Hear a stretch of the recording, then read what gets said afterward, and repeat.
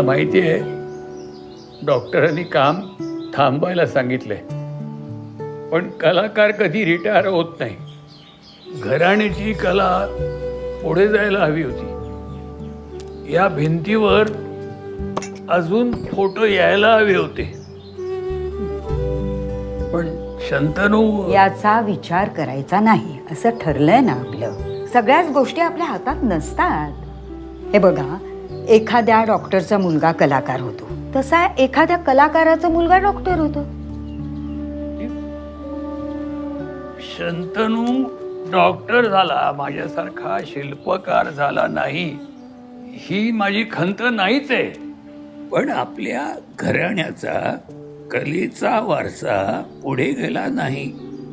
माझ्या पणजोबांना आजोबांना चुन्याच्या दगडावर घासून रंग तयार करायला लागायचे. खूप कष्ट होते, खूप मेहनत होती, पण असं जीव ओतून घडवलेली मूर्ती बघताना जे समाधान वाटायचं. ऐकता का, शंतनू आत्ता इराला घेऊन येईल. त्यांच्या समोर हा विषय नको.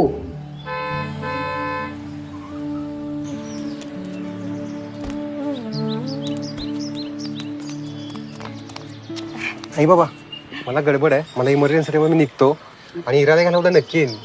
त्रास देऊ नको बाळा. बाय. आली ग माझी गोडली. आजी, मी एक गंमत आणली आहे. हो, दाखव. मला स्कूलमध्ये एक प्रोजेक्ट करायला सांगितलंय. मला छोटे गणपती बाप्पा बनवून रंगून न्यायचे. हो, बाबा हेल्प करायला नाही म्हणाला, आजोबा करतील म्हणाला.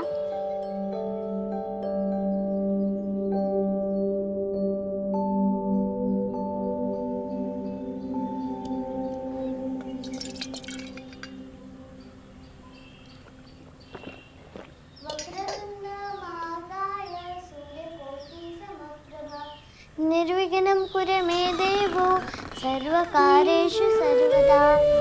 वक्रतुंड महाकाय सूर्यकोटि समप्रभ. निर्विघ्नं कुरु मे देवो सर्वकार्येषु सर्वदा. सोंड आणि डोळे सगळ्यात शेवटी रंगवायचे. हा, कोणी शिकवलं तुला बाप्पा करायला? तुम्हीच. मी?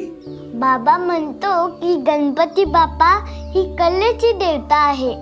कलेचं वरदान देऊन बाप्पा आपल्या जगण्यात रंग भरतो. कला जगायला शिकवते आणि बाप्पा जगण्याची कला शिकवतो. हे तुझा बाबा म्हणाला?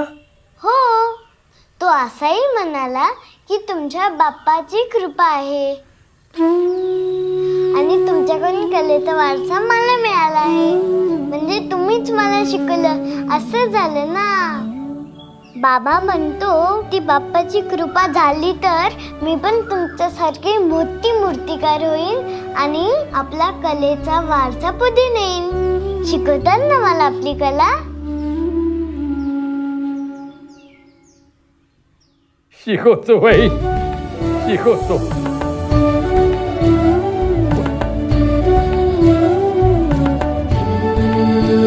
कलाकार त्याच्या कलेने जगण्यात रंग भरतो आणि आम्ही हे रंग बनवून कलेचा वारसा जपतो.